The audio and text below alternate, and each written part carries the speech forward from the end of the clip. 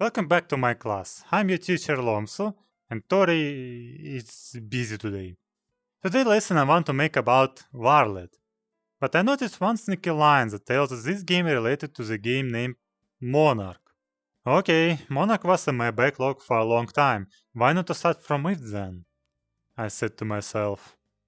Let's check out what Monarch is about first. The story begins with our hero waking up somewhere and dies. Instead of credits, he awakes again, this time in an office. A woman greets him, introducing herself as Yoru, the dean of Shin Mikaido Academy. To know us better, she gives us a test to determine our ego. Questions like, what does school life mean to you? Your friend is about to mess up, what do you do? You are flat broke. Have you ever looked at naughty websites? In my result, the inclination was toward lust, and slow somehow 0. With time, those parameters will increase from battles and optional tests, but they do not correlate with the story or any dialogue. Just some gameplay moments. Don't think much about it. Dean is glad that she got to know us better, wishes us a great success at the academy, and expects a lot from us. Now we find ourselves in the academy hall, while a girl is crying near us. Her name is Chiyu, and she is our sister. She says that we have been missing for a while, and she almost lost hope of finding us. She is here because she heard that someone collapsed on the second floor. With her came Nozomi, a third-year high school student, and Kakeru, the academy doctor. To our sister's shock, we don't remember her, or where we are, nor who we are. Kakeru suggests it's probably a side effect of the mist, and propose leaving before things become complicated. But they stopped, because Chiyu's phone starts ringing. Kakeru tries to stop her from answering, but fails, and the call transfers everyone to a familiar place.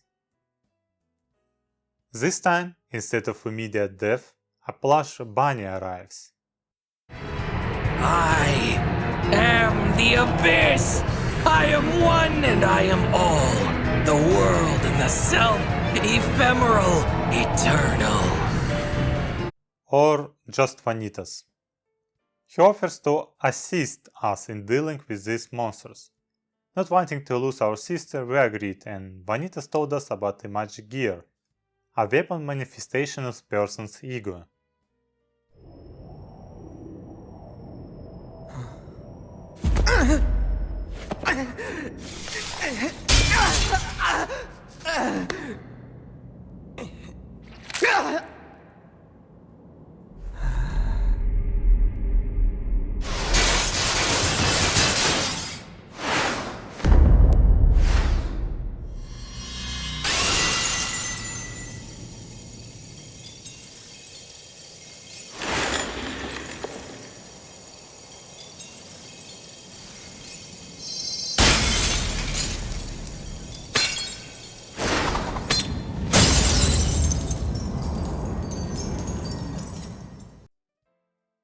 After dealing with skeletons, the group returns to the normal world, and an obligatory anime opening starts.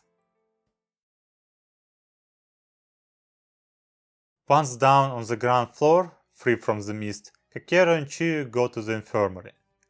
While Nozomi and Lomsu, that's the name of our hero if you didn't notice, were stopped by the president of the student council, Kurama.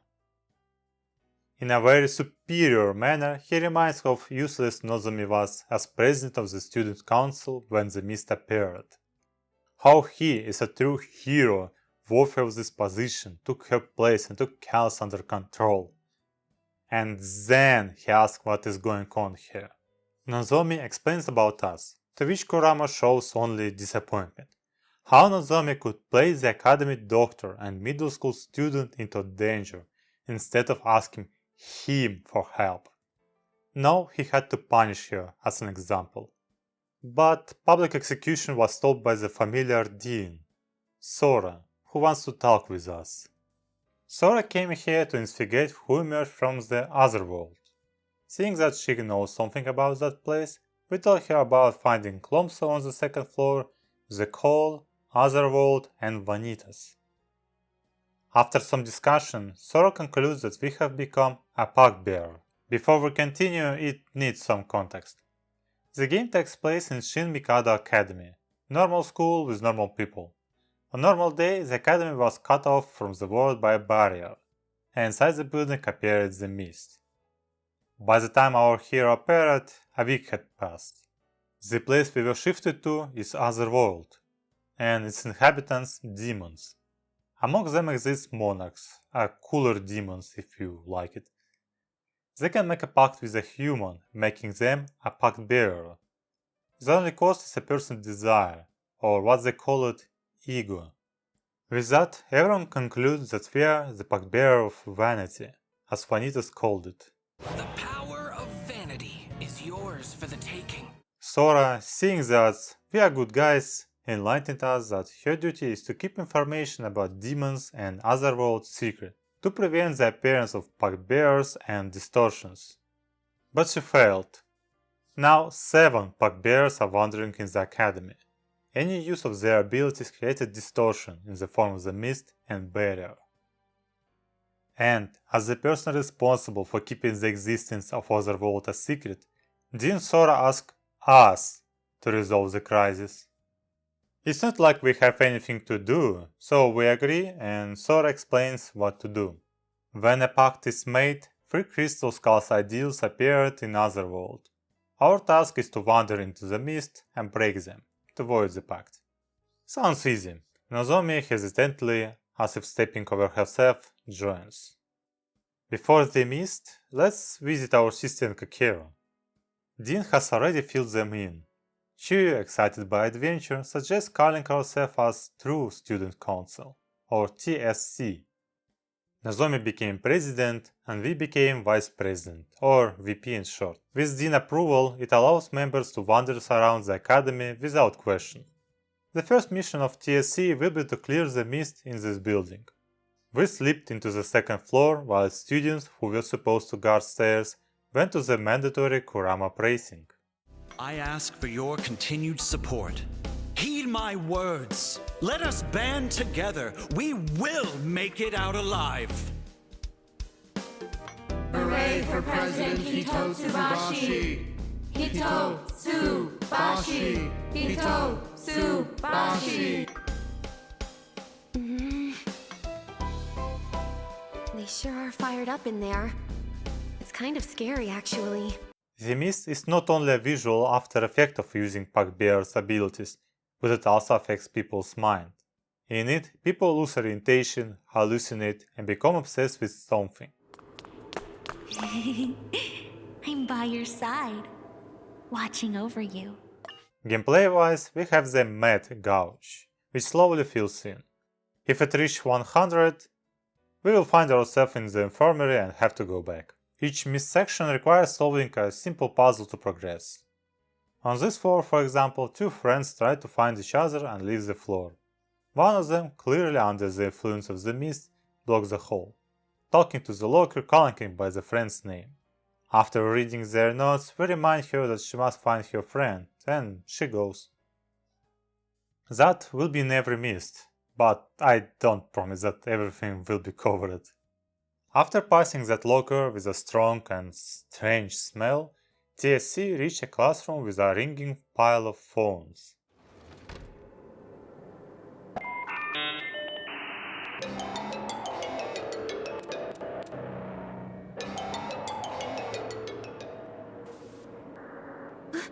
What is that? Even the ringtone is creeping me out.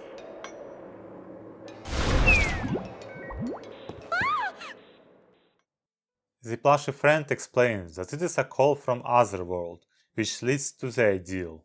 Ideals are fragile and can be destroyed by a slight touch.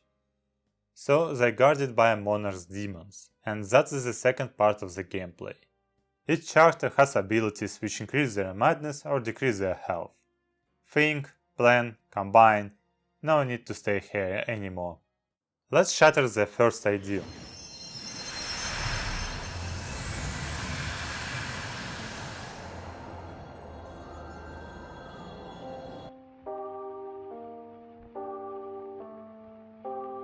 Human humans are foolish. They see hope on paths paved with despair. They hear it in words crafted from the same. Walking the road to ruin all the while.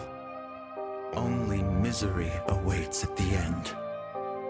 It never changes, no matter how many times I tell them or how many times they're shown. Humans truly are foolish. They are witless, puerile, and rash. But if my hands can cover their eyes, if my words can drown out their ears, then at the very least, no one would be hurt. I could create a world free of destruction.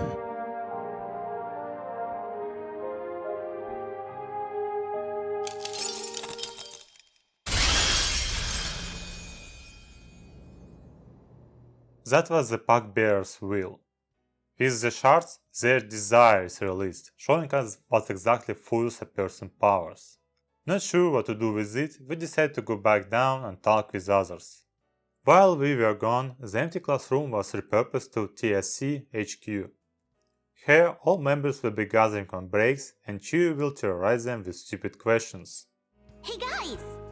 If you could leave the academy right now, what's the first thing you would do? Hey guys!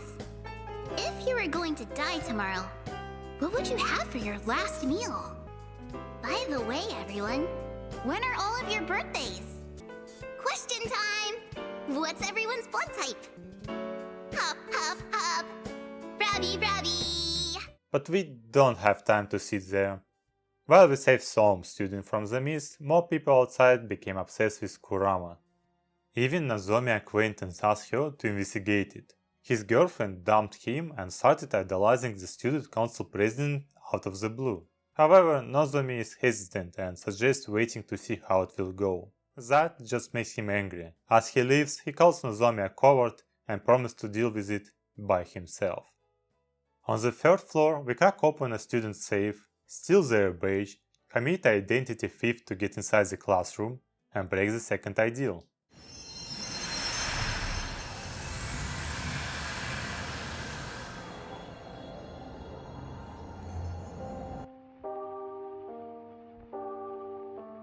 The soul is an imaginary entity. The body creates it through nothing more than trivial chemical reactions. People are fools. Their eyes, ears, even their very souls are inferior. These are the flaws in the machine we call the human body. Consequently, one must acquire the controls to the machine, the authority to govern their bodies for them. Only then will the foolish be guided away from hopelessness and despair.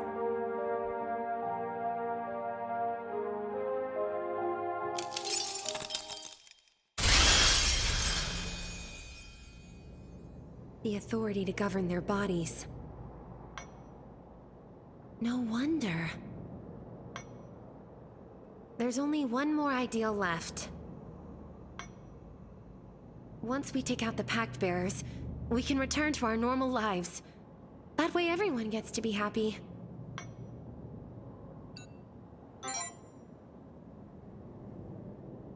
You hope so, huh? That's about as much as we can do.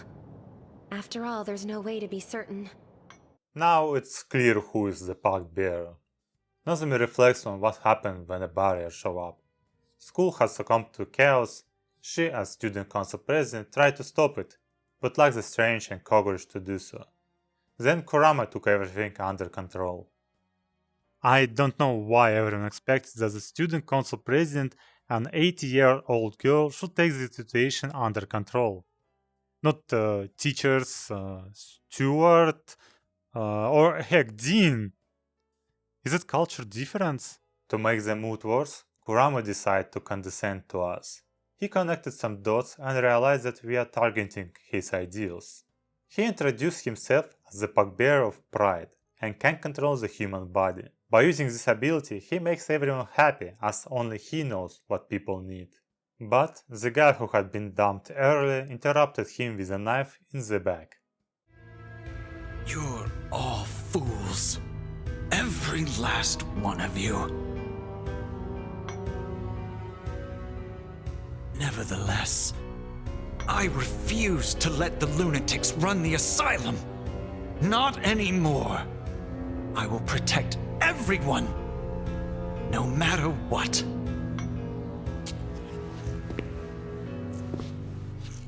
Wait!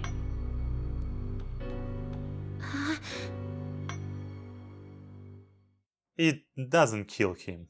We follow him into the other world, where he keeps his agenda.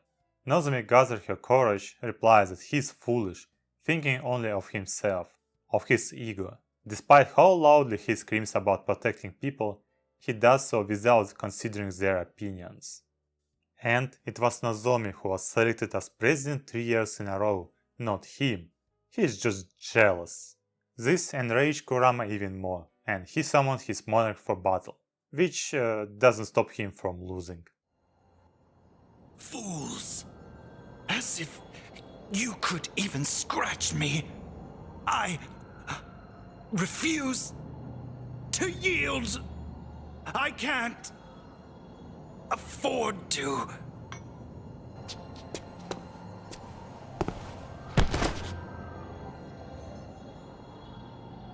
Shatter the ideal before he can act. Doing so will render void his pact.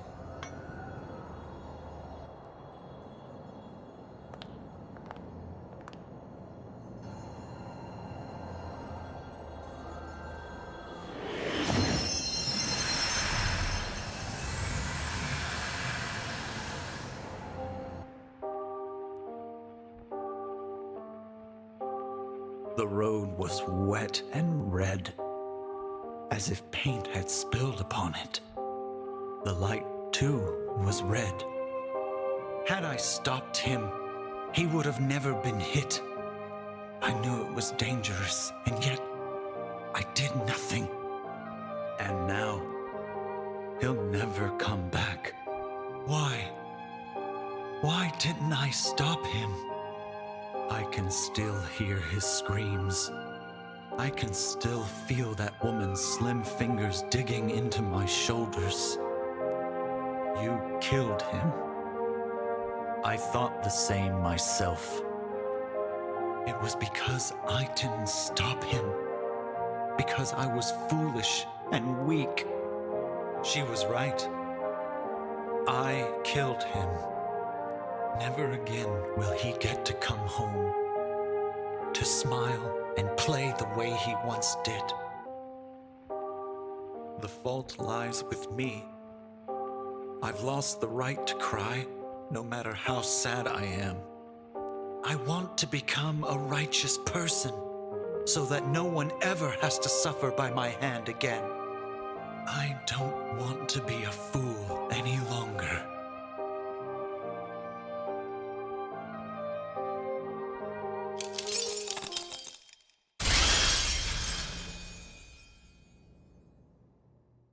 After dragging the unsuccessful dictator into the infirmary, everyone noticed that he's not waking up. Dean explains that with the shattering of the ideal, we disturb what makes him who he is. Eventually, he will wake up, though without some memories. One pack bearer is down, 6 left. We know the location of 3 more: the library, club building and 3rd year building, and free to choose them in any order. I decide to go to the library first.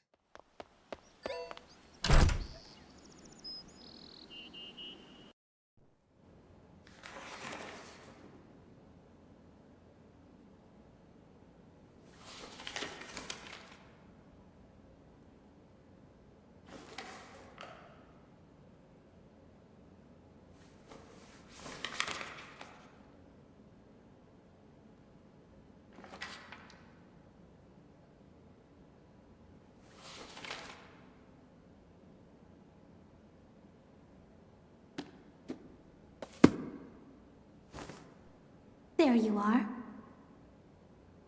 I've been waiting. That's Kokoro Surugadai. Genius, bookworm, knowledge of how to talk to people is -0. She is pack-bearer of sleuth. When she said that she had been waiting for us, she meant it. Her ability allows her to see a path to how to achieve the desired outcome, and Mr. VP is what she needs now. Kokoro clearly states that she's not an enemy, not now and not ever. The only thing she wants is To hurt no one, and to be hurt by no one. she requests the VP assistance in defeating the park bearer of Wrath in the first year of building. VP agrees, why not? She is cute. Yet the situation in the building is not cute. The hall is covered in blood, and soon we see how it happened. Let me go! Get away from me! Just leave me alone! Fat chance! You're just trying to make a break for it! No, that's not it. I'm getting a chill. A chill? Ugh.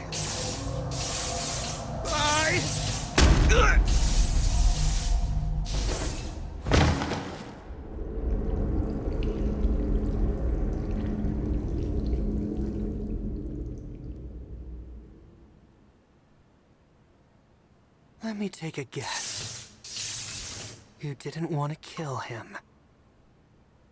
Oh, what a wonderful friendship.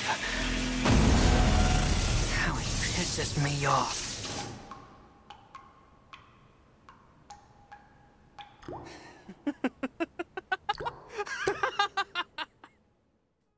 That's Subaru, Kokoro's target. His motive is revenge for bullying him. The only exception here is Kokoro, because she is special. MVP, since he is not from this building. Subaru classmates who are still alive tell the story from their perspective. That guy is freak. He reads occult books and mutters spells in class. The moment when the mist and bar appeared, he claims that it was his doing. His classmates did the only logical thing. They locked him in the classroom, where he jumped out of the window and became a ghost. With Kokoro, we are sent to the second floor and shatter the first ideal.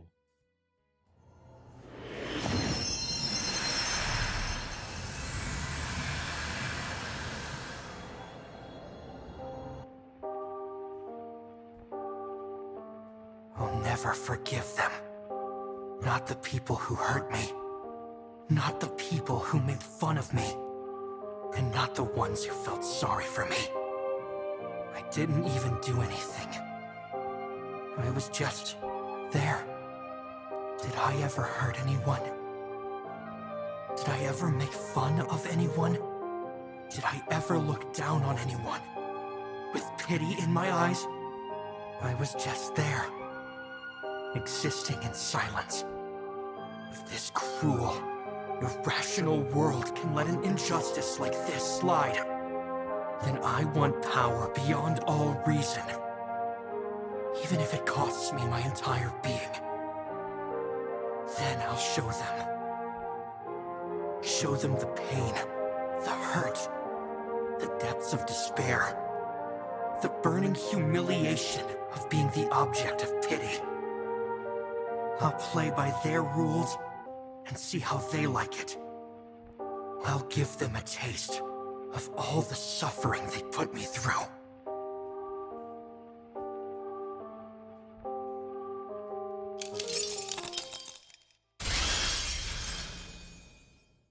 The guy just had a strange hobby, and the whole class was mocking him for that. To put a perspective, it's like being an anime fan in the early 2000s. You exist, but everyone hates you. The main bully is Hidefumi, the guy we met when his friend died. He denies that they bullied Subaru. He just socialized with him and were joking around. But now Subaru wants to kill him for no reason, and he demands to be saved. With complicated feelings, enter the third floor. There's nothing special, just someone hid a key to the room.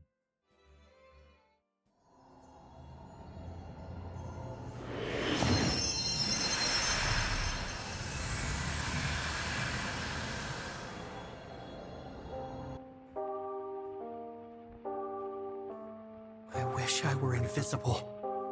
Then I wouldn't have to worry about getting hit by those jerks. or anyone looking at me with pity in their eyes.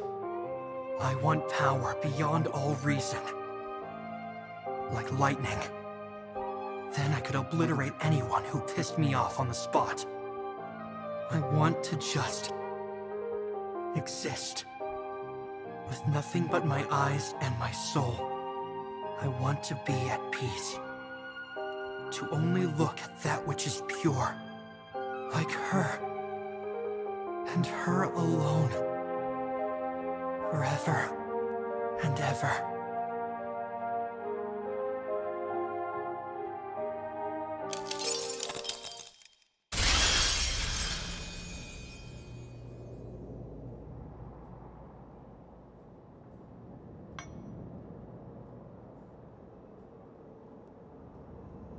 Her?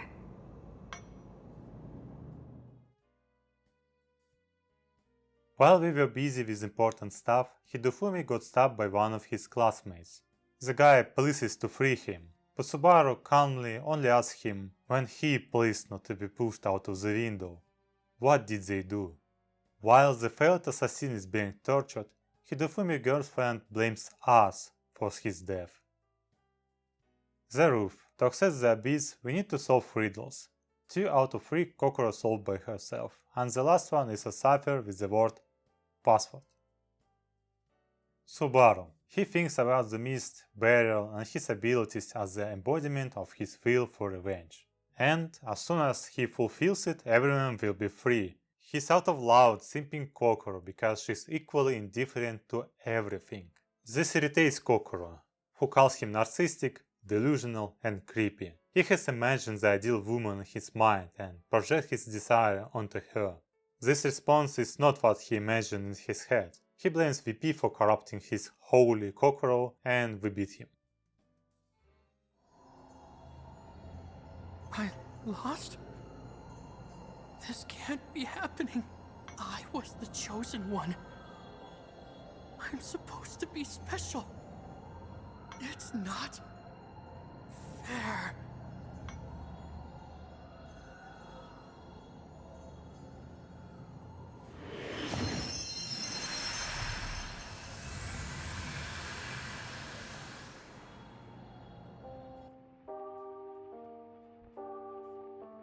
My backpack, beat up and scratched.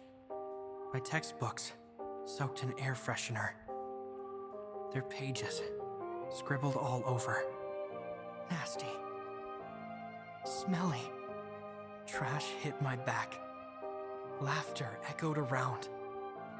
Mom cried when she saw my backpack. They're bullying you because we're poor.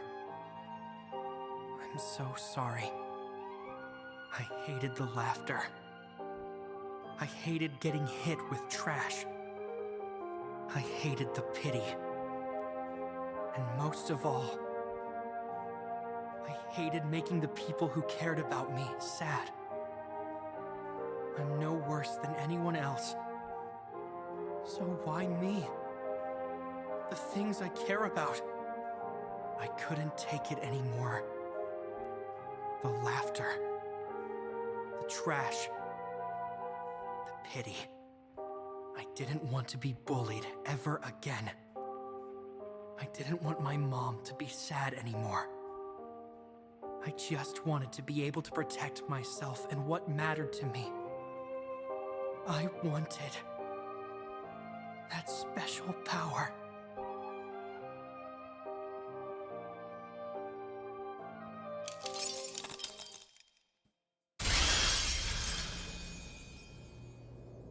This memory, these feelings.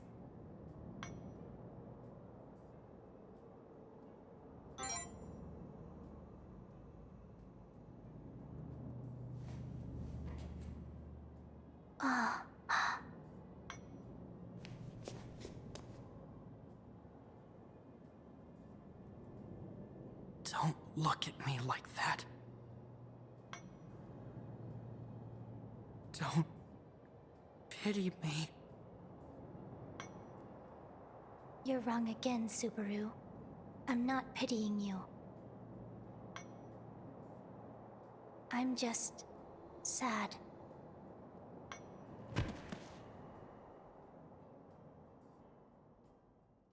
In the infirmary, it turns out Subaru is alive. He has been here before VP appears. TSC theory is that on the journey from Winter to ground, he was teleported to another world, made a pact, and returned. Cockroach joins TSC and VP goes to the second year building for the next pact bearer.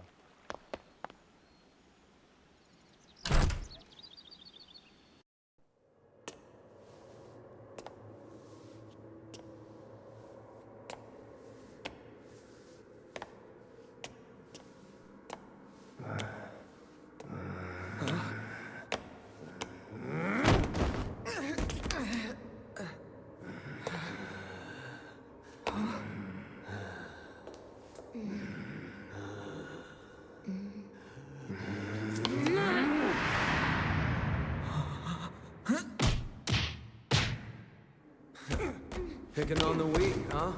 Not on my watch. Christ. Trying to fight these lame brains is gonna get you nowhere fast, you know?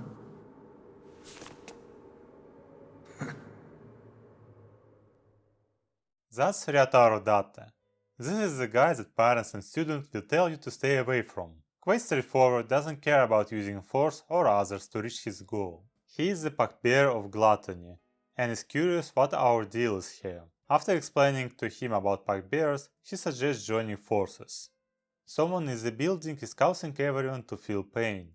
Ryotaro doesn't like this, and his fist wants to make that person feel pain too. Mr. Tsumabuki, it hurts so much. What a pitiful, pitiful sight. Oh, the humanity. The world. And God are ever so cruel.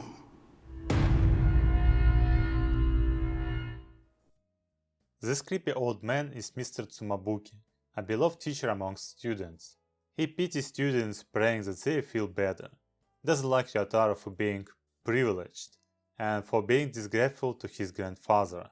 In contrast, Ryotaro remembers how high his grandpa talked about Mr. Tsumabuki, but that person was strong, not someone who is gonna just sit and pray. For now, we will leave grumpy old man alone and follow the first ideal.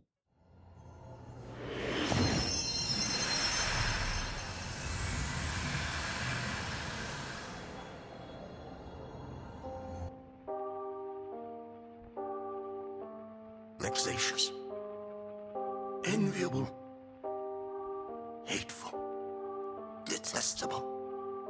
Their unmerited joy, their undeserved peace, their unearned smiles. It was I who brought smiles to their faces. It was I who brought joy to their lives, even though it was I who deserved it most. Why is it I who suffers so? Why is it I who wallows in anguish? They are unworthy, yet happy, while I am worthy, yet miserable. This world is unjust. This must be a mistake. If I must remain in misery, then they should be even more miserable than I. Oh, the vexation.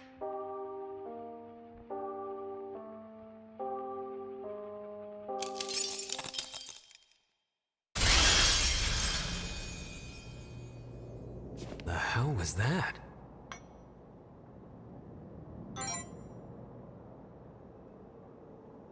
Must be one jealous will. Probably means the sin is envy, huh?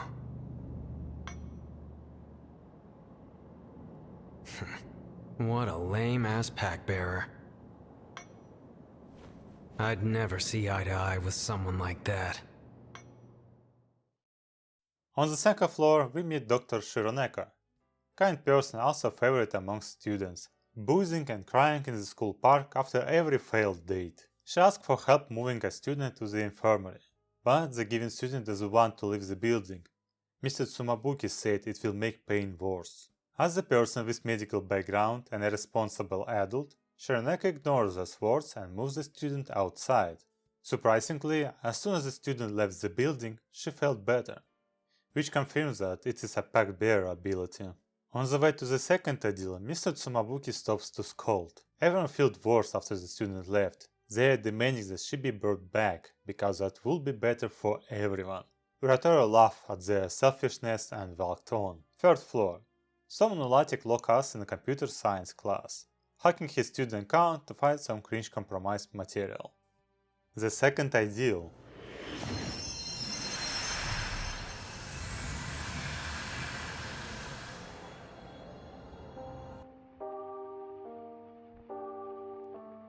I seek the power to make things equal, for I am suffering without reason. For I despise those who revel in a happiness they do not deserve. I want the power to fix this inequity, the power to correct this disparity, power strong enough to distort the natural laws of cause and effect. For I have the right to be special. I will distribute the suffering in the proper manner, without discrimination. If no equality exists in this world, then I shall create it myself.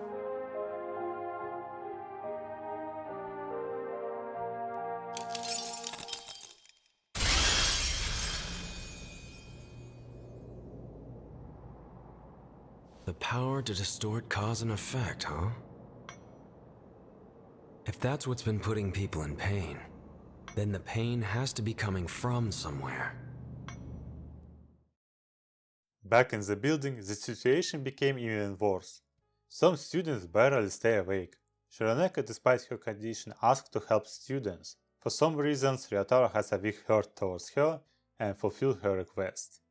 On the way to the roof, we encounter Mr. Tsumabuki again. We already know that he is a culprit, and he cowardly runs into the abyss. There, Mr. Tsumabuki drops his mask. This world is unjust, uneven for him. He has to suffer from illness while everyone else has a good health. That's why he spread pain, to make everyone even. Oh, the absurdity of it all! Why must I be the one who wallows in misery? I am not in the wrong here. I was forced into this by the world! Cry me a river. Save me your self-centered excuses. You live in a world where all you do is make up bullshit that justifies your actions. Are you even trying to get me to feel sorry for you? The only thing I feel is skeeved out. We didn't buy his reasons and collectively beat him up.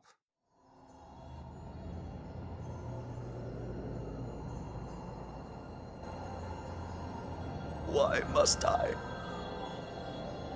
experience further suffering?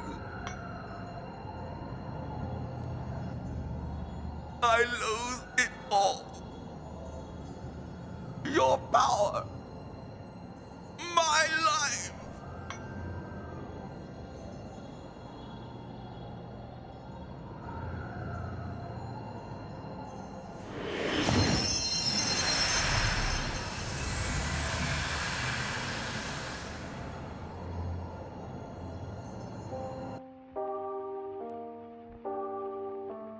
All alone.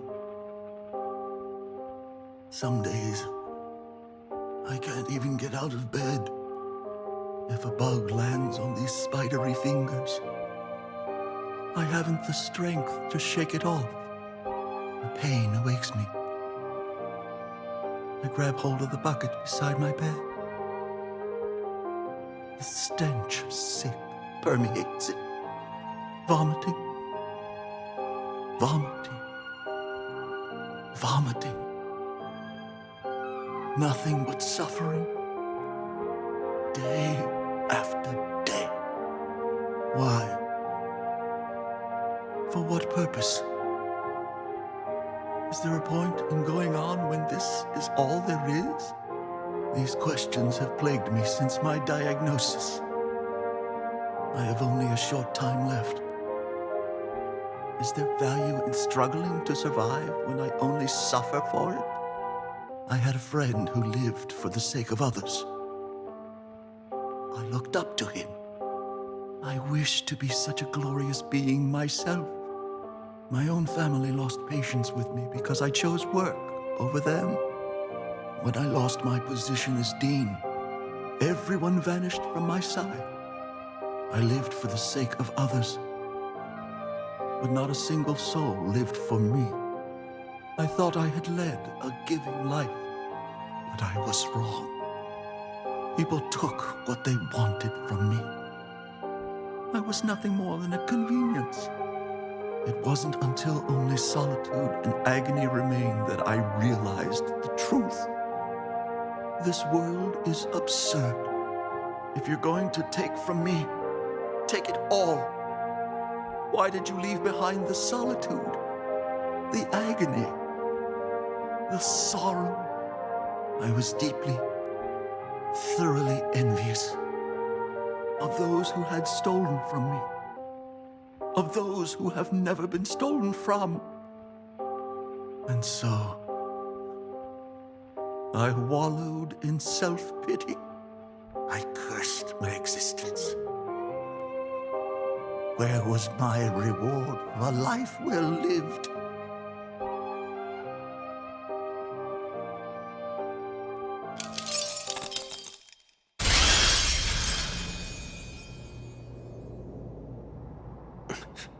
What was that?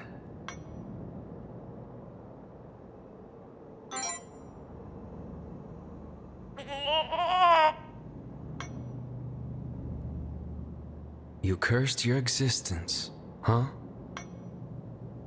You picked that way of life yourself. You gotta live it without regrets. Taking Mr. Tsumabuki to the infirmary.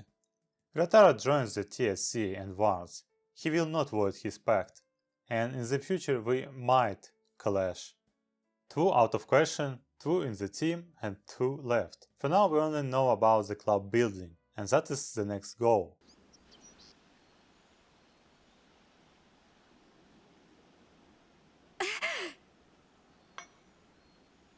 You really don't know when to give up.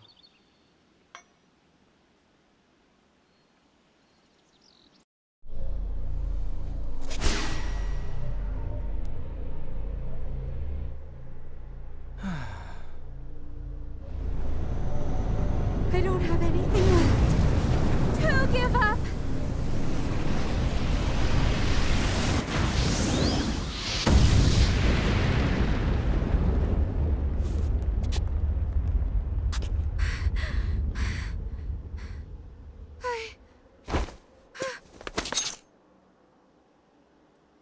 Missed. Moron. No way.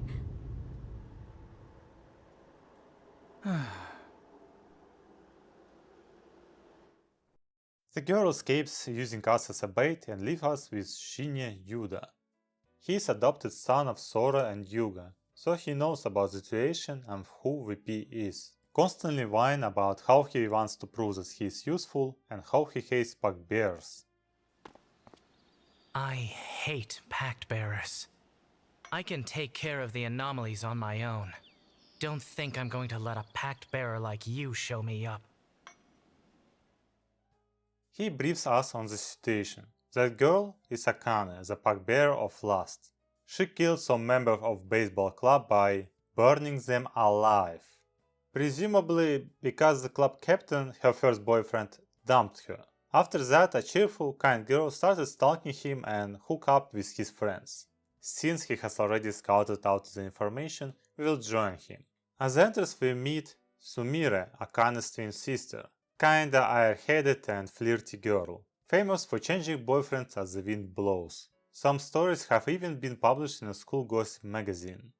Among them, victims were even girls. Confirm with her that Akane is a killer and that we will stop her, and set off to break the first ideal.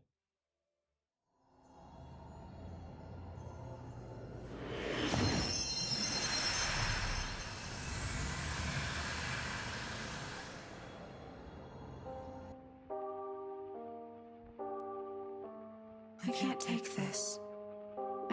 to leave you. I don't want us to be apart. I devoted myself to you. I believed it was destiny. Sadness fills me. I don't want you to hate me. I want to be with you forever. I'm still devoted to you. I can't change how I feel. I am alone. I am alone. Used by an uncaring fate. Bound by unnatural feelings. For you, desire burns in my heart. Without you, my heart feels frozen. It makes my body tremble. I was torn from your arms. I want them all to pay. I want to atone for it all. What hope there was has been sullied and lost. But I will bring it back to you.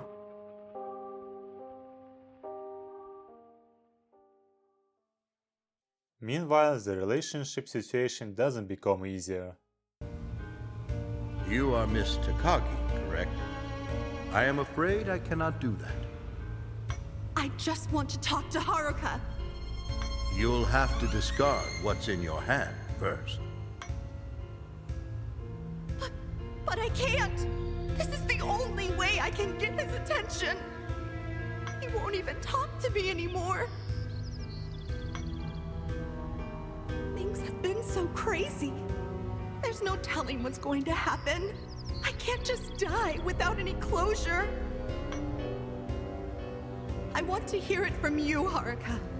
It's the least you could do. You said you loved me. Was it all a lie? You said you weren't good with girls, but that I was different. You gave me a promise ring. You said we'd be together forever. We made plans for Christmas next year. We even talked about what kind of family we wanted. If you weren't lying, then did you stop loving me? Was I just not good enough for you anymore? I can change! Or are you just testing my feelings for you? Like, whether I really love you or not. Did you think I was going to leave you first? I just don't get it. You broke up with me out of nowhere and cut me off completely. Talk to me. Say something. I don't get it. I don't understand why you do this to me. What did I have to do to make you stay? We just didn't click. That's all. That is the guy who broke up with Akane and whose friends became a barbecue. This kind of situation with girl is common for him, and he does it on purpose. Why? Because it's what the first person I went out with did to me. Gave me the cold shoulder. Never contacted me again. It made me want to do it to someone else. Still does. But as for why I'm like this, hell if I know, man. Shit happens. By the way, currently he is dating Sumire, which doesn't make it easier for anyone. In short, they are just using each other. He covers up scars of past relationships, and she covers unconventional feelings. In the next mist, only a creepy girl who follows us. I'm by your side, watching over you. To our surprise, in another world we meet Akane. Shin is curious about her reasons. Well...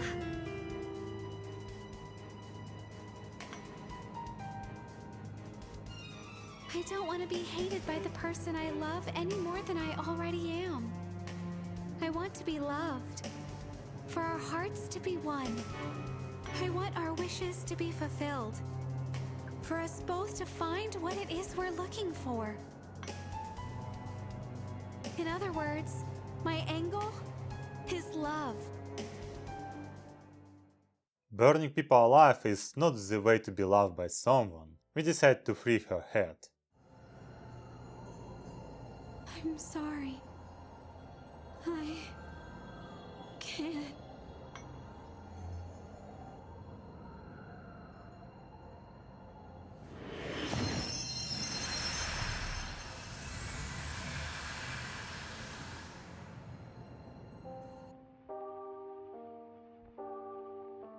I want a power that symbolizes my love. The dream I long for that burns in my heart. I want a power that symbolizes my love. The frigid cold that has warped my mind. A power to turn my sullied dream and everything else into ash. A fire to match the suffering in my soul. A power to freeze my melted love and everything else into ice. A fire to match the suffering in my soul. Give. Take. You. Free yourself from grief. Be bound by joy eternal. I want a power that symbolizes the temperature of my heart. To erase the stains of the dream I lost. To return to the days we spent together.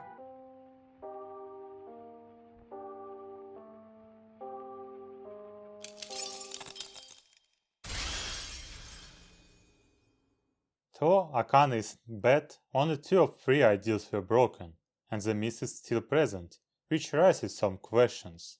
We tell Sumire what happens to Akane. She's really happy and glad that now she can spend time with her boyfriend. After leaving the strange pair alone, we set our way to the 3rd ideal.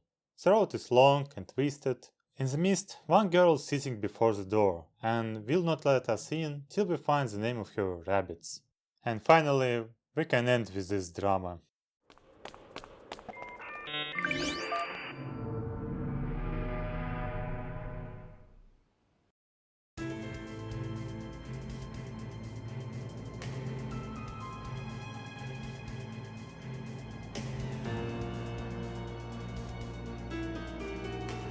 Shinya, Mr. VP, we meet again. But no, as the 2nd ideal was Sumire disgusted Akane. They switch places to give Akane one last moment with her ex before burning him alive. Her reason is unsuccessful first love. A knight on a white horse doesn't exist. A happy life with first love is just a fantasy. Disappointment with this world, she decided to burn it down. Respectful reason, cannot much, but what about the phrase return to the days we spent together? Upon hearing this, Akane, without hiding, expresses how disgusted she is. That's Sumire's wish, not hers. In middle school, Sumire kisses her on Valentine's Day and expresses her feelings. Akane, thinking that it is a joke, starts laughing, hurting her sister's feelings. After that incident, their relationships became cold. This complicated love triangle led to so many deaths, and yes, they are both the pack-bearer of lust. And so my wish was made.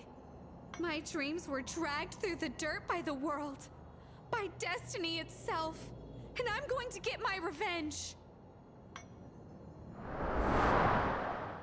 Ends as her sister. No, I'm not finished.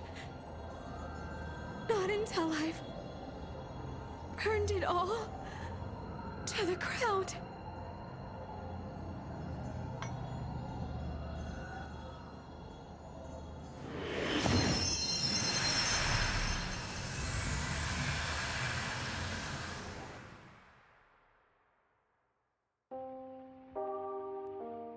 Mommy and Daddy called us their treasures. They loved us both equally and hugged us both equally. We were happy. Our lives were happy. And that was all that we needed. But then Daddy changed. We weren't enough for him. He got close to a strange lady we didn't know. Mommy said she wasn't mad. But before we knew it, Mommy and Daddy didn't hug us anymore. Our lives didn't change. But something else did. We were picture perfect from the outside, but there were no more smiles inside. Our family was built on lies. Everything we loved was a lie. They told us we were their treasures. Our lives were born from their love. But that love was a lie, and so were our lives. That was why we wanted to be close. Just me. Just us. Treasures forever. Forever true. That way, the reason we were born wouldn't be a lie anymore. Because I like you. Because I love you.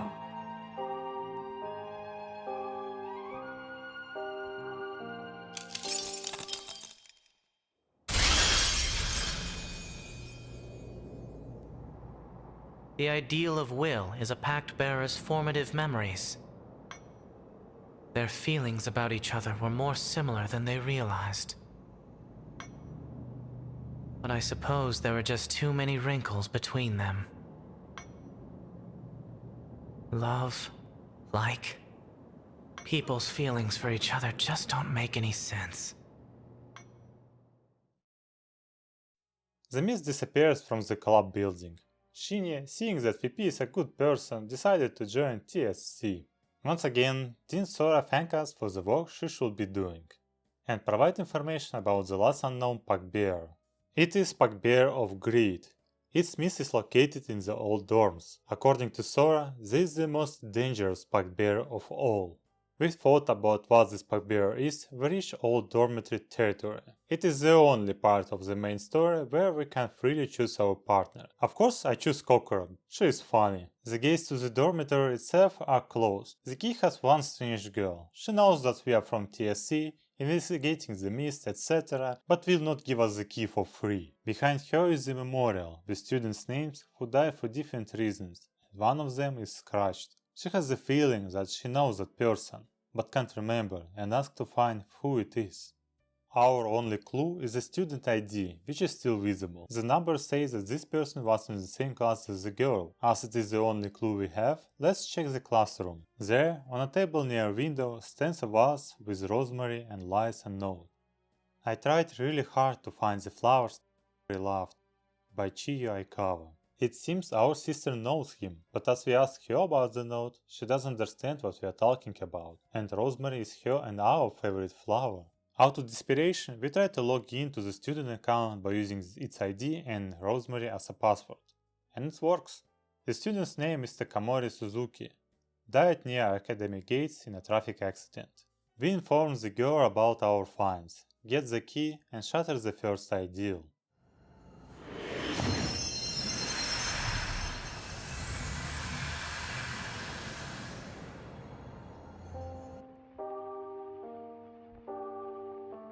Suffering, pain, lives are stolen, lives are forgotten.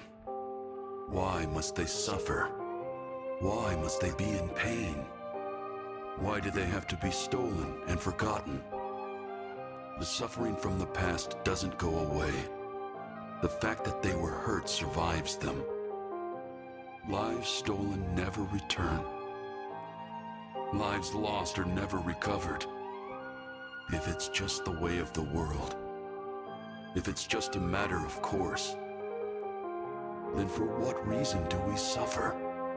For what reason must we grieve? For what reason do we desire? Everything that should have been was stolen. Everything that could have been was lost. The world is unjust, uncaring, and insane. In this twisted, irrational world, if I am allowed to desire, if I am allowed to want, no, if I am driven to desire and want, I should be allowed to wish, to have my wishes fulfilled, to wish for a happy past, for a complete and flawless reality, for a life of peace and tranquility, for a life where you are still here. The world is unjust, uncaring, and insane. Therefore, fulfilling an insane wish and distorting the world to grant it is a small price to pay to regain everything I've lost. The world was unjust and insane long before I got here, after all.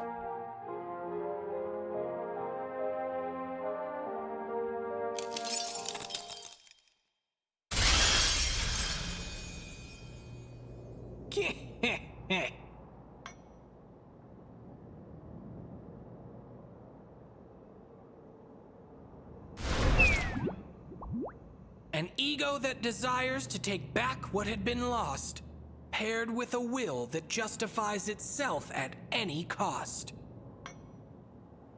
This ideal is fading. It's liable to break. And yet, there is one guarantee I can make. Among the pact bearers who have yet to fall, this one is, without doubt, the strongest of all. It's not encouraging, since Vanitas, who stay aside most of the time, decided to warn us too. The old dormitory was abandoned 8 years ago, but student still sneaks in. After a small puzzle with the clock, we shatter the second ideal.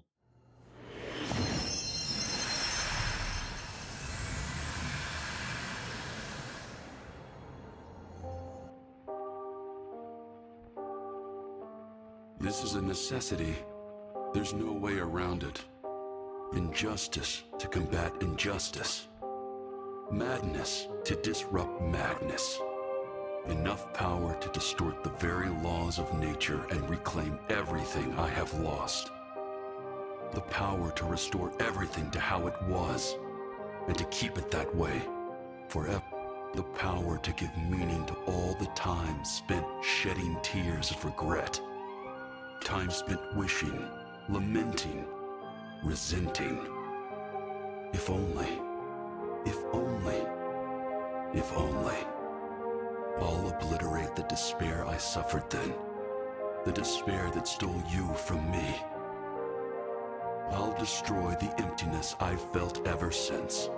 The emptiness that stole what was left. I will prevail over this cruel and irrational world. The power to distort time and space itself, to bend them against all rhyme and reason. The power to not only revert loss, but to negate it entirely, to turn these if-onlys into reality. It's a necessity. I can't see it any other way. With this power, I will return to that place in time.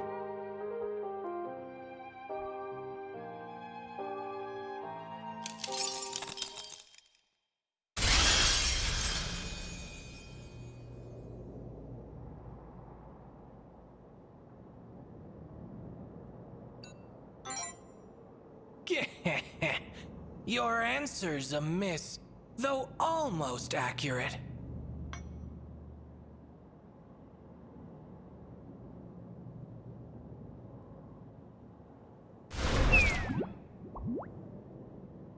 Don't think your brain into a huff. You'll see it yourself soon enough.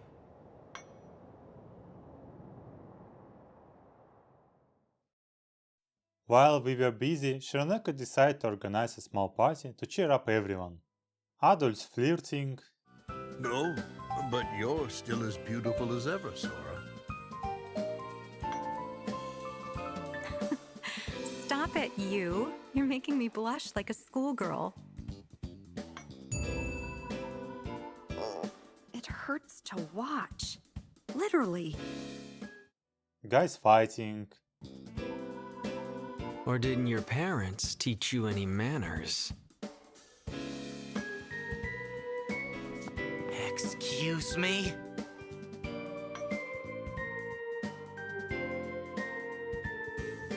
You're dead. Shinya!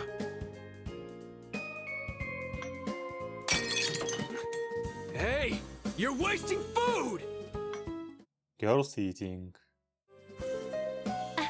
Kokoro, you've got whipped cream on your mouth. How careless of me. VP talking with Dr. Kakeru. Though he doesn't participate in fighting against bugbears, he helps a lot to ease the situation. He takes care of fallen bugbears, helps to cure madness symptoms, and gives life lessons.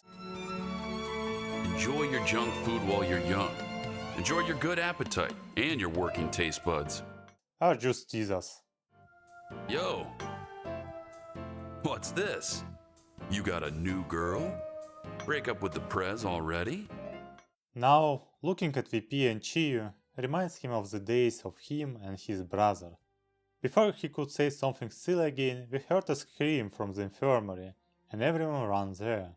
All ex-bugbears awake. Shiraneka and Yuga left to bring some supplies. While everyone is in a panic, VP starts hearing a ring. Huh? They are? I don't hear anything. Ringing.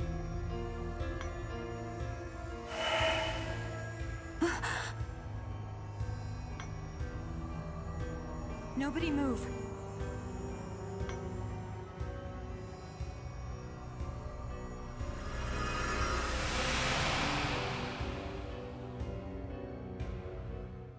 Shironeko runs into the room in a panic. She's shocked to see so many people in the infirmary and doesn't know why we are here. By her words, the barrier has just appeared, and the academy is in a chaos. That was the bugbear of great ability to manipulate time. Everything and everyone returned to the state when a barrier just appeared. Except the infirmary. Whatever Dean Sora did, it saved us. Since all bugbears were in the infirmary, we did not return to the square one. The team rushed to the third ideal to confront Dr. Kakeru. In a relaxed manner, he confessed that he is a bugbear, and the situation in the academy is not as simple as we think. The mist is a side product of bugbear's abilities, but the barrier is not. It is the ability of another bugbear, Dean Sora. She doesn't want any bugbears to escape and spread the chaos in the world. He suggests joining him to shatter Sora's ideal. Then friends do not need to fight each other, and everyone can go with their lives. Despite how good it sounds, we cannot trust a person who can just reverse time, erasing the existence of this dialogue. Heck, who knows how many times he already reversed time? Neither of us is gonna budge. That's the heart of conflict though, isn't it? Our strength is derived from that of our egos and our beliefs. So hey, don't look so gloomy.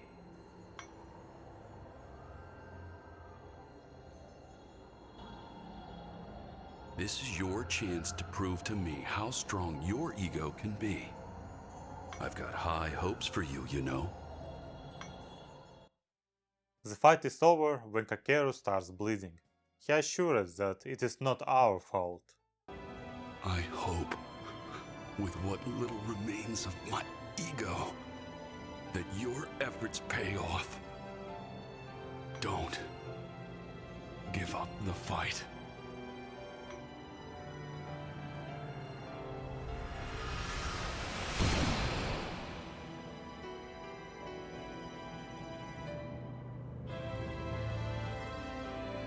The ideal was relocated.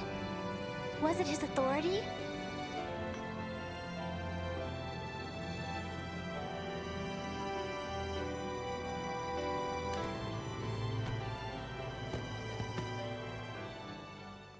The ideal vanished with Kakeru lost strength. The news about who the bugbear of greed was and his death doesn't make anyone happy.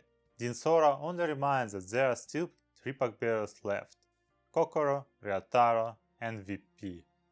Ryotaro loses his temper, screaming that we know the truth about the barrier. Sora, showing signs of relief, confirms that she is the bugbear of woe.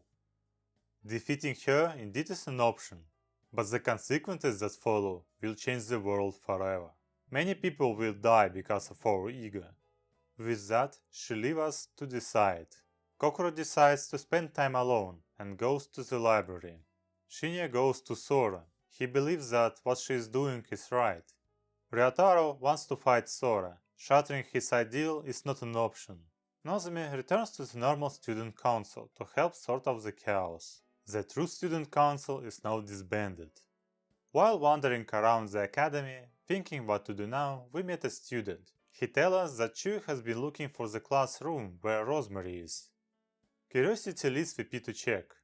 But the classroom is empty, and near the table, the abyss is calling. Answering the call, we transfer to other world to find that we are late. VP decides that he must make a choice, so that no one else will suffer such a fate because of the packed bears. For a player, it's a choice between 4 endings: Shinya, Ryotaro, Kokoro, and Nozomi. Each path tells the story of the chosen character and ends the same way. Once again, my choice is obvious. Chu's death left a heavy mark on Kokoro. She is blaming herself what happened and thinks that VP hates her. To prevent future incidents, she found a medium, isolated herself in another world with Sora's help. Nobody can hurt her, and she cannot hurt anyone if she is the only one in the world. VP says that he doesn't want to leave her alone, and her action will hurt him, which contradicts her wish. So his solution is to be in isolation with her, together. It started Kokoro no less than listeners, for hesitantly and slightly happy agreed to include us in her plans. Then Sora is happy for a double seclusion. However, everything has a price. Something needs to be done with Ryotaro, and as we know, he won't give up without a fight. While I'm trying to solve a puzzle which I overcomplicated in my head, let's talk about Kokoro. Kokoro developed a passion for books from childhood, which led to extensive knowledge for her age, and people start calling her gifted. In school, students bullied anyone who tried to be friends with bookworm. This led to her isolation and affected her understanding with other people. You've had enough time to reconsider by now. I am expecting a logical response. There is no need to stay with me.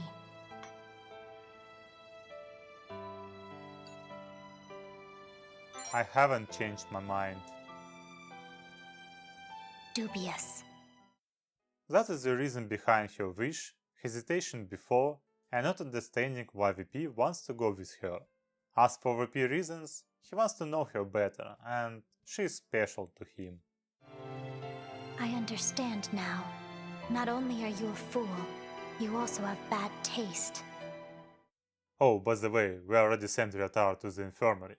Then Sora thanked us again for doing her job and immediately prepared to send us to Otherworld. It is the best outcome for her without splitting blood. Each time when a pack bear uses its abilities, its mist spreads. But VP doesn't have the mist. Even though he used abilities, it's nowhere to be found, making him uncontrollable. Sora bids farewell to heroes when suddenly... That's exactly right.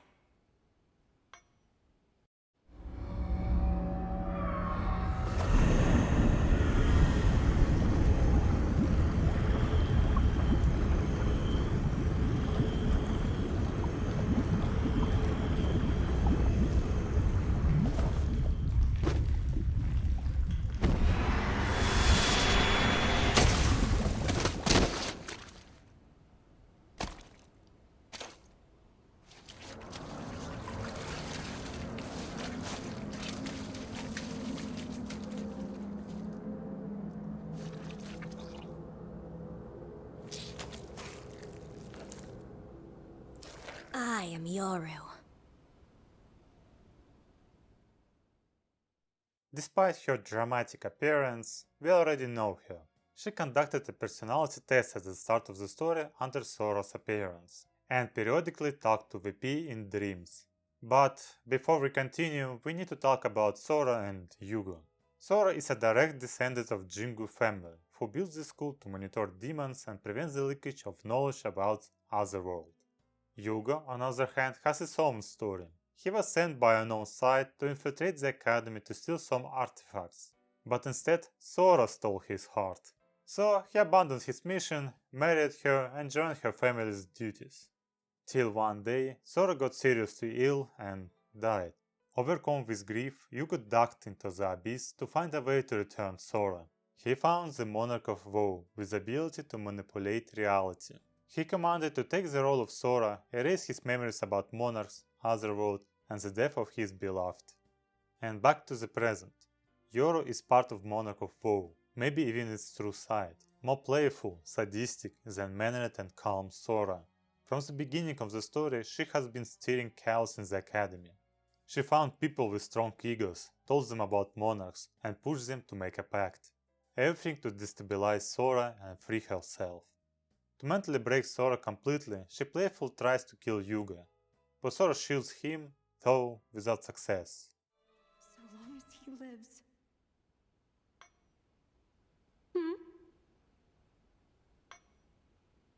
Body or not, so long as his heart and soul live, his love won't disappear, and neither will mine. Ah, but if his body dies, so does his heart, no? So be it.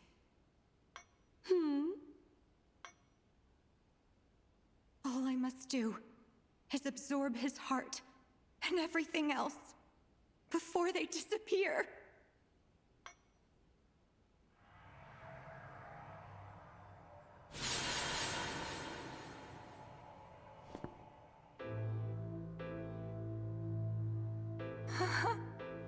I understand now. I feel it inside me.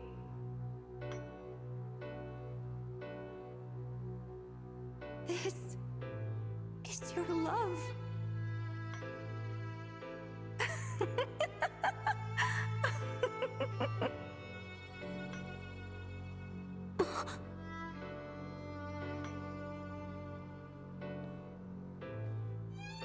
Sora? What happened to Yugo? Shinya. Yugo truly cared about you. He truly, truly did. Let us all remain together as one family. Huh?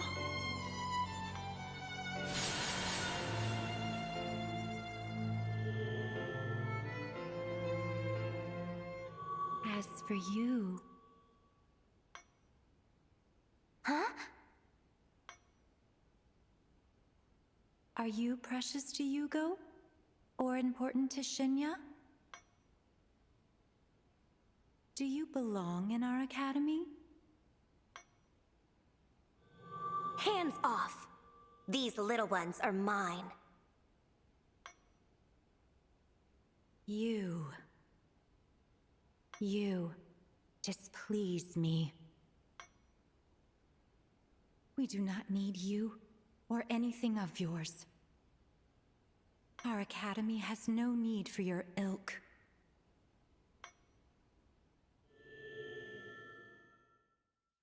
For Sora to stop going on the rampage, Yuro give us the key to a basement and tell us to break one of two Yugo's ideal. Why Yugo has only two ideals? She doesn't explain. While we've been chatting, Sora consumed almost everyone in the academy. Without wasting any time, we proceed into the basement.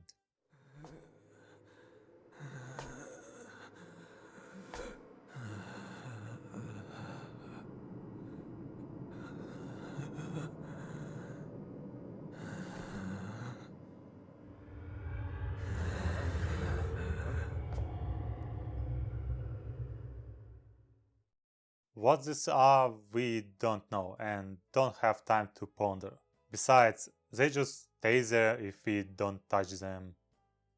Breaks the first ideal.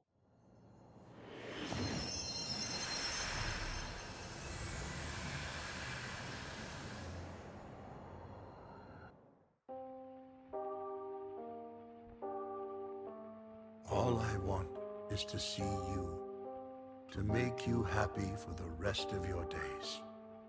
I swore to protect you, even at the cost of my life. But then one day you suddenly collapsed and passed away. You loved clumsy, pathetic old me until the very end. Even though the nature of this world means that we can never meet again, I still want to see you one last time. Because I love you.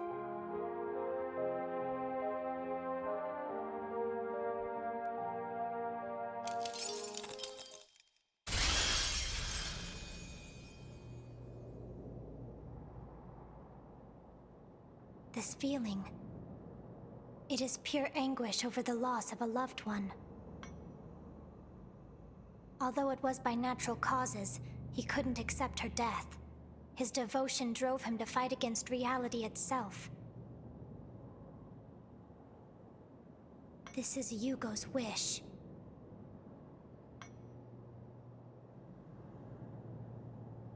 One he made for his special someone. I can't say I don't understand. As a second ideal, Sora is waiting for us. She's already fully lost in her illusion and tells Kokoro that she should join her, because it is safe and secure. After giving it some thought, Kokoro decides that safety and security are not what she really wants. VP helps her realize that all she wants is friends. Seeing no way to reach an agreement, we proceed with Sora as usual.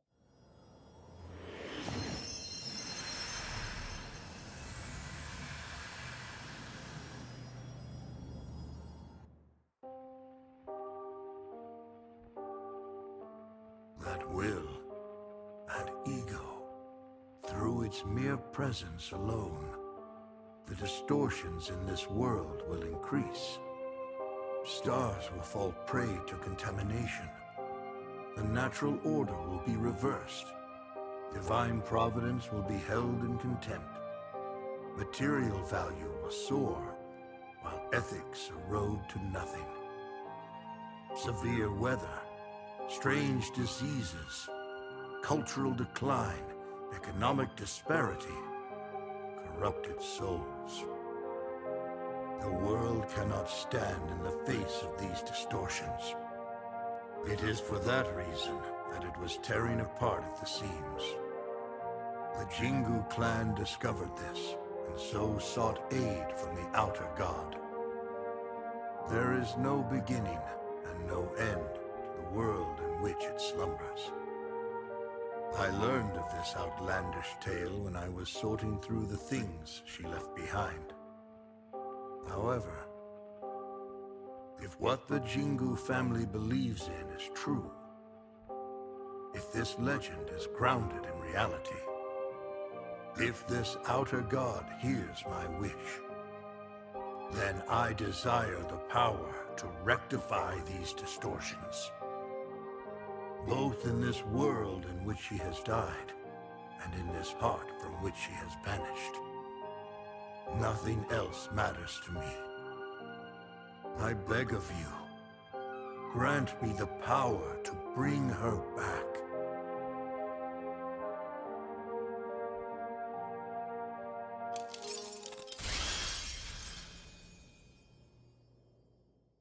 Sora starts to disappear, and VP also. Kokoro uses her ability to find how to save him, and finds nothing. Yoro only confirms that nothing can be done, that it is his fate and he cannot exist beyond the barrier. No!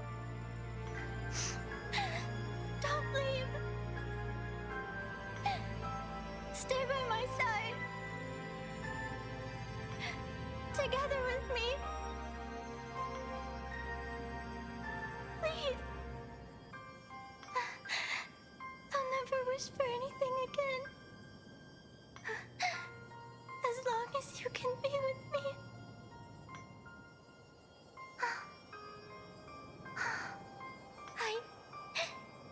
I love...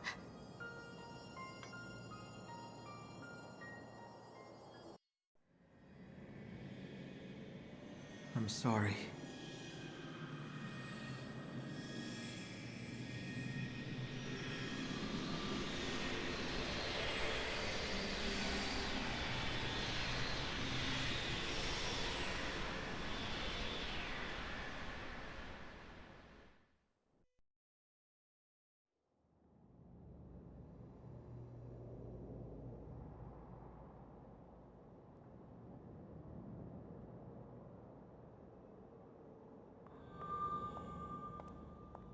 You're still here, huh? The barrier around the academy is about to shatter. You'll all be free soon. You and everyone left.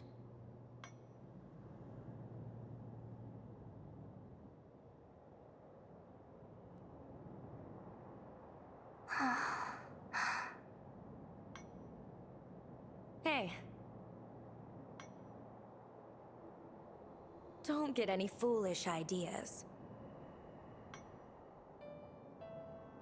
After all, he gave his life for yours.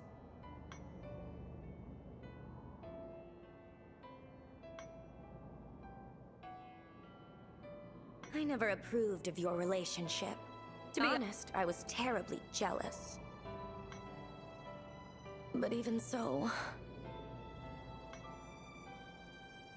Thank you for thinking of him as special.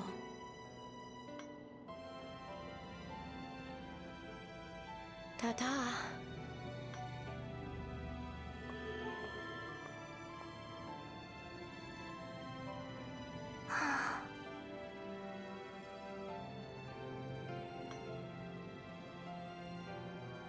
I'm sorry.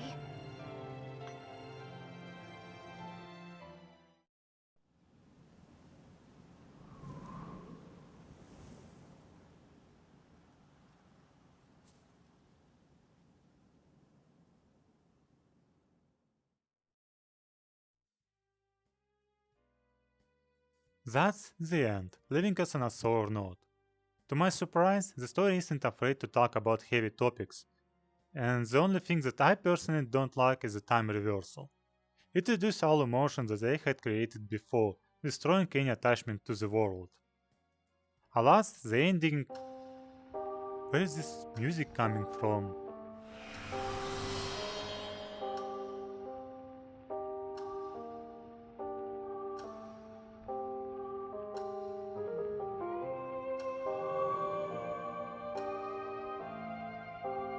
Hey, Vice Prez. You did a great job out there, no matter what anyone says. Are you a ghost? Nah, this is more akin to seeing your life flash before your eyes. It's all because of your power, I guess. So, how do you feel? You reached the end after all. Was it all worth it? Did you satisfy your ego? Your sister died, so I wouldn't call this ending a happy one.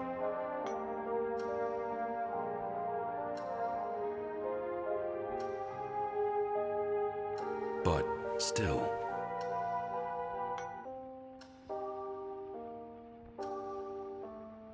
You saved little Miss Specs and helped her realize her true wish. That's a win in my book. Not like this ending doesn't have its bitter parts, though. That's about as much as you can expect in this unjust, uncaring world of ours.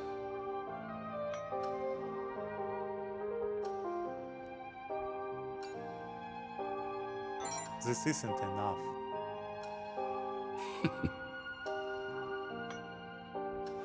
Glad to hear it. Keep fighting the good fight. Live on. Wear your ego with pride. And don't you forget your promise to me.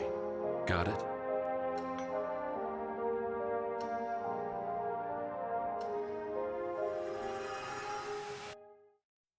Vanitas used the ideal of greed, which was relocated before, and turned back time to the moment before we chose Kokoro. VP memories aren't included. This is not the endgame, it is part of the story.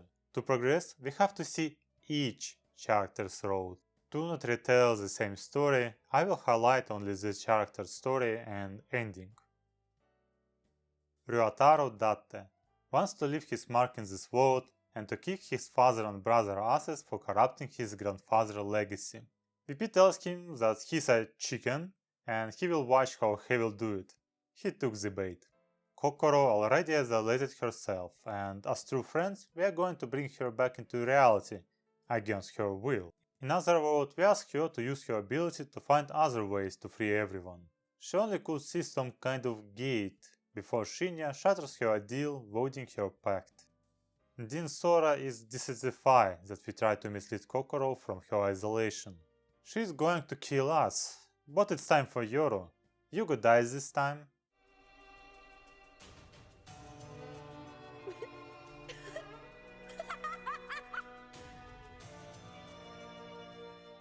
Sora, instead of going on a rampage, keeps herself composed and kills Yoru. Go quietly and disappear. Over your dead body!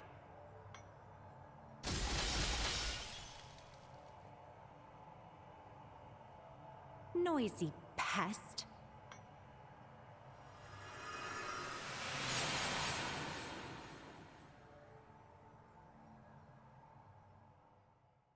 Now she sees everyone as a dangerous entity. She kills Shinya and goes on a hunt around the academy. Basement, main hero copies, Sora, battle, Sora disappears and VP with her.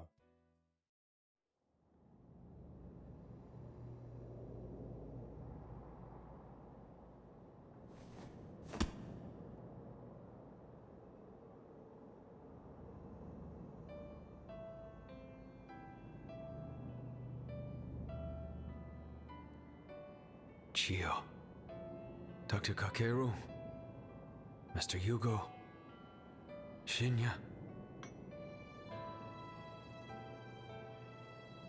Mr. VP.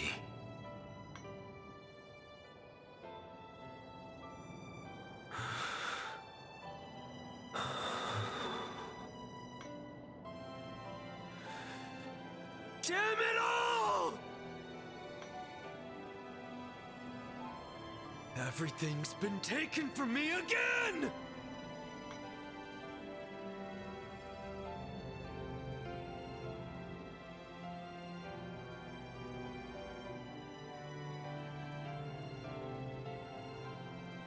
This was the whole reason I wanted this power in the first place. So I wouldn't have to go through this anymore.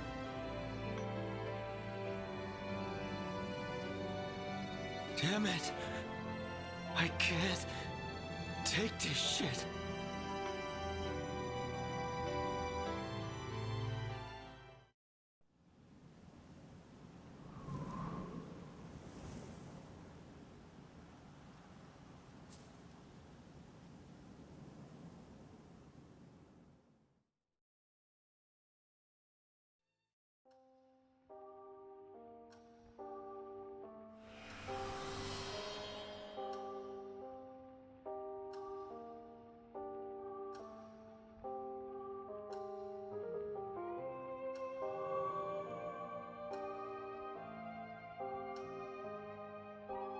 Nice work out there, Vice Prez.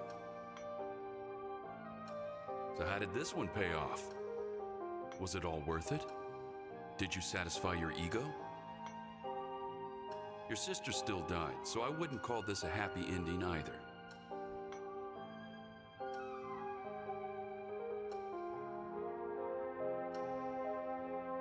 But still.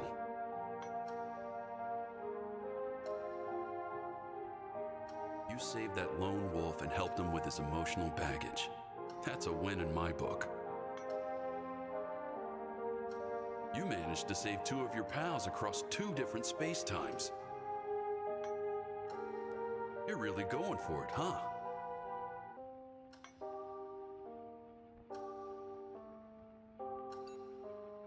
But it was not enough. Yeah. Can't rest just yet, huh? Live on. Wear your ego with pride. And don't you forget your promise to me. Got it?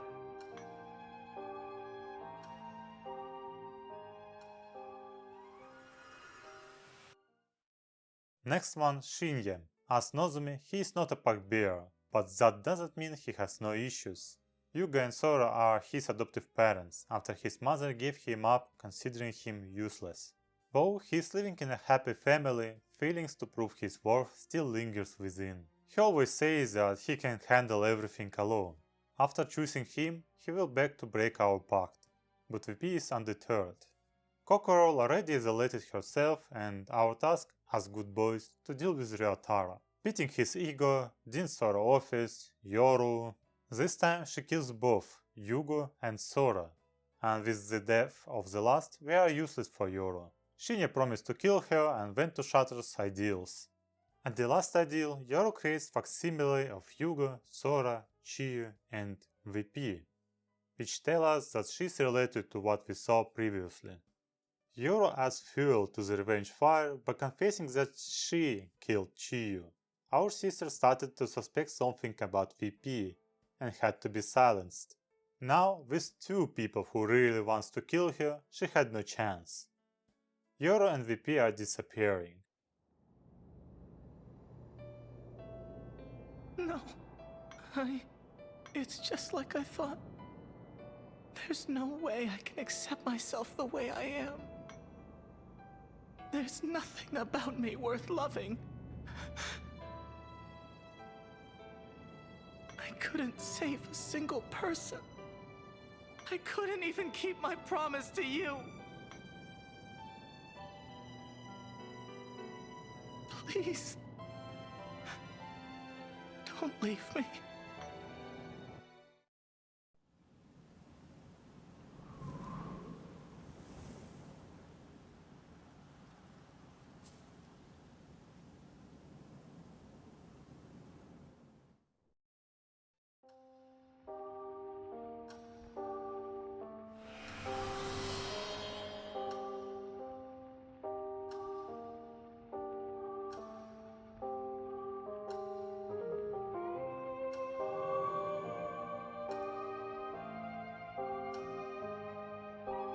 Nice work out there, Vice Prez.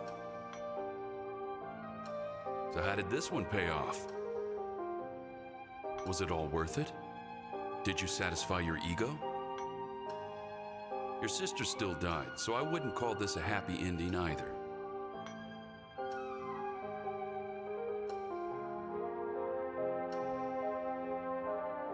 But still,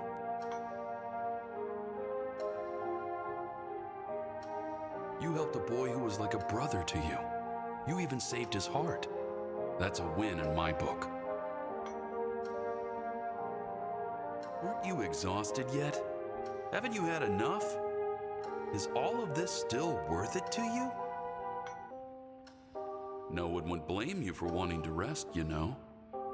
It's your life, after all, and no one else's.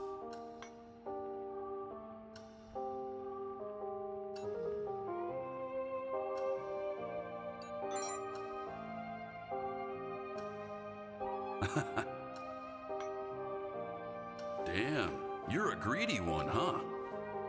Keep fighting the good fight then. Live on. Wear your ego with pride. And don't you forget your promise to me. Got it?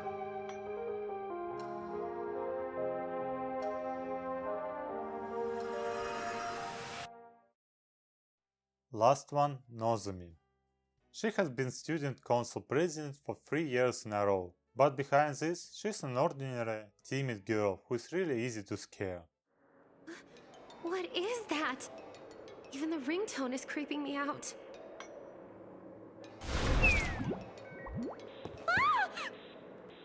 She tries her best to be strong and lead people like her deceased friend. VP persuades her to help stop future death like Chiyu's. Sora and Shinya went to talk with Ryotaro, and as we found that Kokoro had isolated herself, we did what any friend would.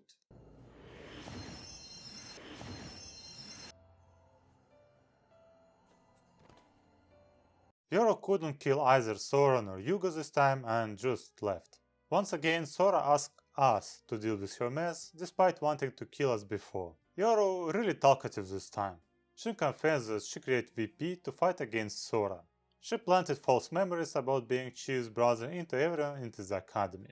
That's why Chiyu died. She started to notice inconsistencies in her memories.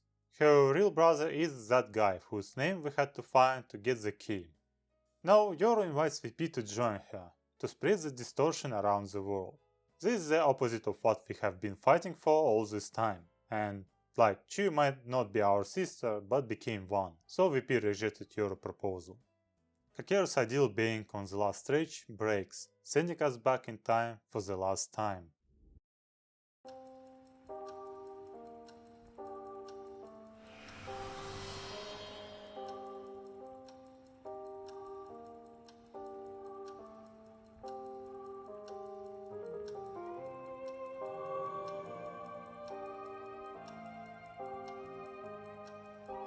Nice work out there, Vice Prez.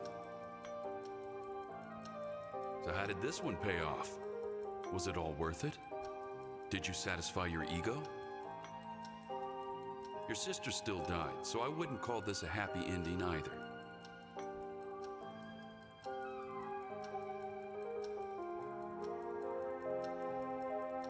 But still.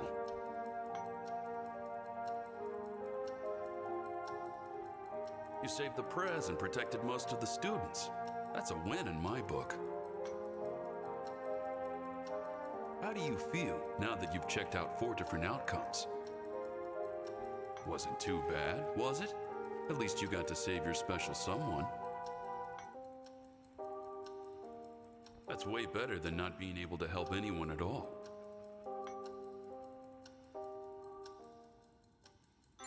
But I'm still not satisfied. You're not?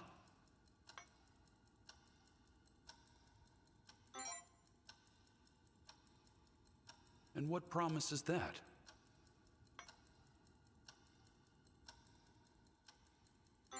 I promised you I'd protect my sister. Ah, right. Well, I don't want you to give up yet. But that's just my own wish talking. I'll feel a lot better about myself if your efforts pay off. I want you to feel like this is worth it. What's your wish?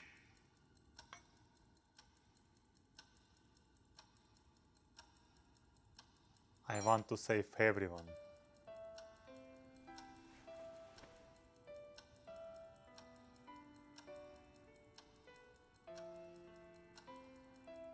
I want to save Nozomi and Shinya, and Kokoro and Ryotaro, and Chiyu too.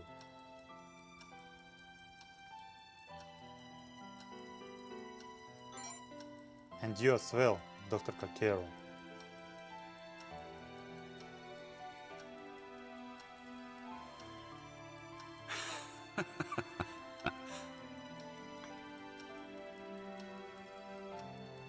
Damn, you've really developed your sense of self since we first met, huh? And it's a greedy one, too. You fought and struggled, and you're stronger because of it. Iteration after iteration, the true power you possess has grown exponentially. True power? Resonance, canceling the authorities of others, those are just fragments of your full potential. The true nature of your authority is animakinesis, the manipulation of soul. It's not really something that's even supposed to exist. You can control vanity, the ostentatious and superficial. That's the true form of your power. How do you know that? The entity you're talking to right now is just a living memory. Like an illusion given form by your power. Listen, Vice Prez. Things that shouldn't even exist aren't influenced by any power. None at all. If you can believe in your soul with faith and conviction, if you can wear your ego with pride, If you can declare that you exist, your feelings, memories, and thoughts won't fade away with the march of time. Your soul will remember every last bit, and the bonds of your soul will guide you. So go, fulfill your wish, and never forget. You've got this, kid. If anyone can do it, it's you. But this time, VP starts remembering every path that he took and transferred to the time before Chiyo's death. Unintentionally, VP somehow shares his memories with Chiyo. The girl, despite the truth, still thinks that he is her brother, as he has treated her as sisters this whole time, and she likes it. Other members of TSC also receive memories of the future. Everyone gathers at the TSC classroom to discuss how to prevent the future. Nozomi reminds us of the god behind the gate, who can grant a wish, to ask him to make VP a human. We heard about it back when with Shatter's Yuga ideal. It was one of his options to resurrect Sora. But the price to do so was too dangerous to this world. Even a desperate man like him didn't want to pay it. Not waiting to waste any more time, Kokoro used her abilities to find a clue. Her abilities only show her symbols of unknown origins. We can find those symbols in VP's phone, and they are just numbers to which we should call. With the call, everyone gets transported to the gate. Before we open it, Yoru, Sora, and Yugo stop us. They also received memories of the future and came here to kill VP. When Yugo tries to resurrect his wife, he forces Monarch of Woe to consume Monarch of Vanity, in hopes that its ability of soul manipulation will help to recreate Sora's soul. It didn't help. But Vanity still was part of the Woe, and when Yoru used her abilities to create clones, it slipped into one of them, making it sentient. That is why VP is different from other Yoru creations. So, VP technically is Monarch of Vanity, not a Pac-Bear. Then, who is Vanitas? Well, he never called himself a monarch, nor did they make a pact. That was Sora and VP conclusions. Everyone is here to save their friend, so they beat Yuga. A pitiful man with no hint of esteem. Perhaps you were happy or lost in a dream. My monarchs, they're vanishing? But my ideals haven't been shattered. In desperation to stop VP, Yuga discards his desire to return Sora, which is the source power of his ego and ideals. It nullifies the pact with Woe, and he loses. Without Yuga ideals, VP starts disappearing. Vanitas once more decide to intervene and advise everyone to make a pact with him, to prolong his existence, as he is a monarch. After the hero is saved, the villains are defeated, we can go to meet the god. But before, everyone decides to bring Yuga back to the infirmary, go to the bathroom, and do something else. We are not in a hurry now. After a break, we open the gate and step in. The hell? There's nothing here. Nothingness upon nothingness. A world of empty void. Is the god out for lunch, maybe? Was there even a god here to begin with? Vanitas explains that this emptiness is a cage for the god, and our fluffy bunny companion, a part of the god that can leave the cage. TSC adventurers entertain him enough, and he will listen to us after we prove ourselves. I'll sever you down to your soul! It's over!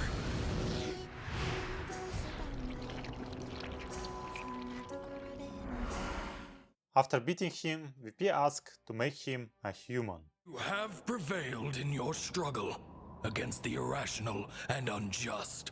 Furthermore... the days that I mingled alongside you all were always amusing and never banal. Farewell.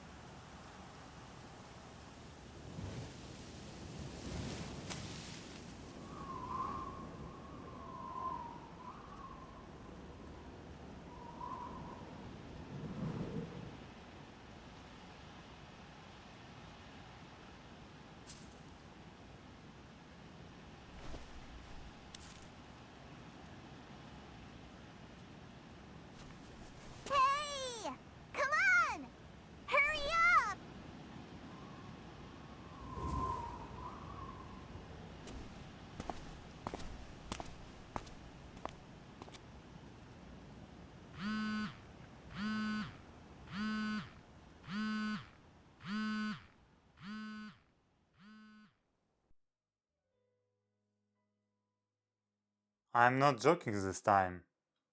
That's the ending. Alright, there is additional content. After beating the final boss, we can beat all bosses again and choose once to select Kakeru or original Sora, as if they never died. However, in terms of the story, it makes no difference. They will just stay in the infirmary and that's all. I am more interested in what happened after. Did the god make a legal history for the VP? Did he make him a real Chiyu brother? Or how her parents responded when their daughter brought home an unknown man? What about the old brother?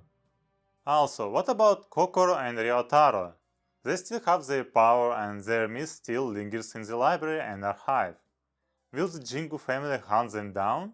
Maybe next game will answer those questions. But that's it for today. See you next time.